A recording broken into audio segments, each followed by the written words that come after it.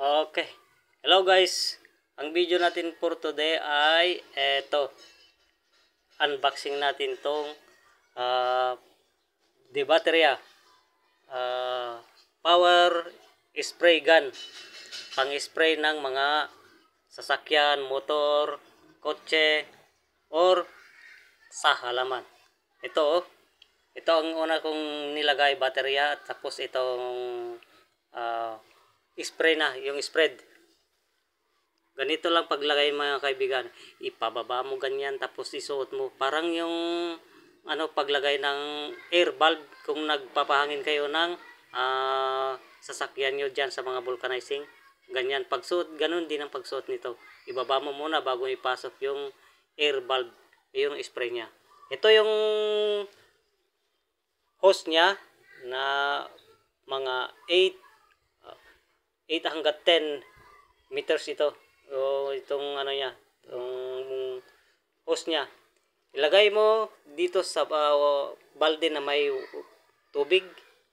At tapos yung palutang na doon, nilagyan ko ng maliit na bato, parang lumutang kagad, parang ay lumubog kagad, parang hindi lumutang-lutang at mahinto yung pag-spray mo. Kaya yun, nilagyan ko ng bato, parang lumubog kagad na diretso. Yun, ganito rin yung pagsuot mo sa hose na ito. Ipababa mo muna bago mo isuot. Parang pahangin pa rin ng sasakyan. Ito yung baterya, malaki. Pero ito ang nadali ako dito mga kaibigan. So pagbili ko sa online na to, dalawa yung seller na ipinapakita na baterya. Dalawa ito, kaya nainganyo ako. Pero okay na rin. Sa halagang 1,400 pesos, hindi na rin ako nalugi dahil ganito, success naman, gumana naman. Pero yung baterya niya nag-iisa na, hindi na dalawa, hindi katulad nung pinapakita ng seller sa online. So ma-aware tayo mga kaibigan sa mga rider, mga naghahatid. Dapat bulat-latin natin, i-check natin muna yung binili natin bago natin bayaran. Binayaran ko kaagad bago umalis yung rider, pagtingin ko nag-iisa na yung baterya. Kaya okay lang, hindi naman talo, kasi nasiyahan ako, maganda yung spray niya, malakas din, kaya sinubukan ko sa kamay ko. Yun.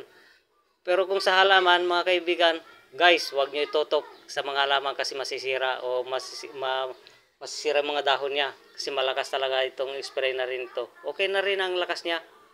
Tapos ito yung pangalawa na selector niya ba, kasi yung puti na yon spread, di ba? Pang washing na yon. Ito yung pula. Pangalawang selector niya ba. Ganoon pa rin pagsuot. Baba mo bago mo isuot. Parang yung pagpahangin pa rin ng sasakyan. Air valve. Yun, paglagay. Ito rounded. Masakit, mas malakas ito. Tingnan nyo. Patusok ang niya, ang tubig niya. Mas malakas ito. Masakit, sinesting ko dito sa paa ko. Pero guys, ang napansin ko dito sa power spray na to, kahit man tubig ang trabaho niya, nasubukan ko na kahapon, wag nyong babasain itong machine na ito dahil hindi aandar. Kaya kahapon, maghapon na inbilad ko ba, pinainit ko, yun, ngayon umandar ulit. So yan ang tips ko sa inyo guys, huwag niyong babasain kasi electronic pa rin ito, baka masisira lang. Yun, ganito rin pagtanggal, ipababa mo ganito bago mo ugutin.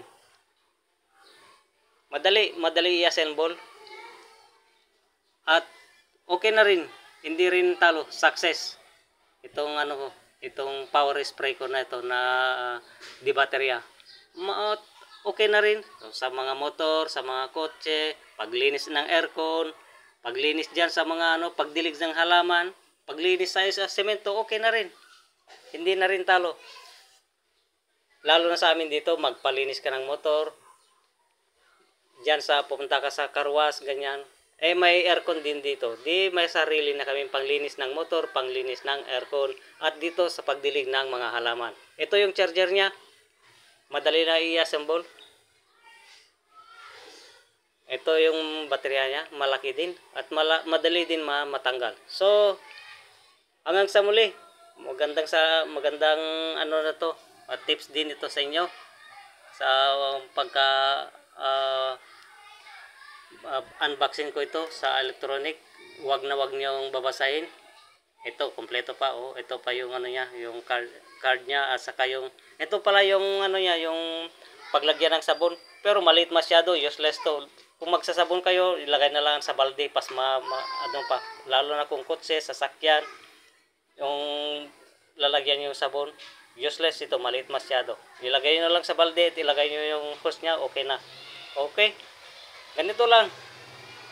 Maraming salamat sa iyong panonood. Magandang araw po. Ito oh, bagong-bago siya. Kahapon lang yan dumating,